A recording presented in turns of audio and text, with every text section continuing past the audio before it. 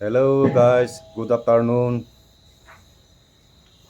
সেইকাৰণে কমন কান্ত মাছ কিনি আনিলোঁ 2.5 কেজি বজাৰৰ পৰা। এইটো ৰাতি আৰু খাদ্য ৰাতি বনাম আৰু লগতে টেঙামাৰা শাক কাটি ৰেডি কৰি থৈ দিলোঁ।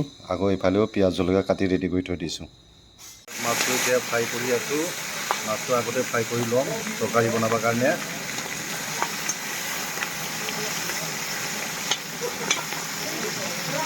তেল গৰম হৈ গ'ল, পিঁয়াজ জলকীয়াতে আগতে ভাজি লওঁ।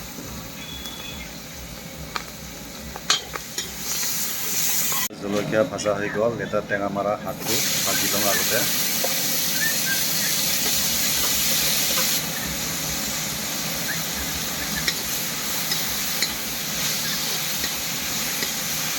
টেঙামাৰা ভাজা হ'ল, এতিয়া আলুটো ভাজি লওঁ লগতে।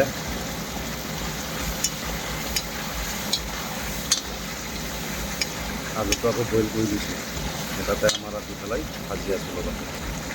টেঙামাৰা শাকৰ লগত আলুটো ধুনীয়াকৈ গুড়া কৰি দিলোঁ। এতিয়া পানী দিলোঁ ফ্ৰাই কৰি। এতিয়া মাছ দিলোঁ।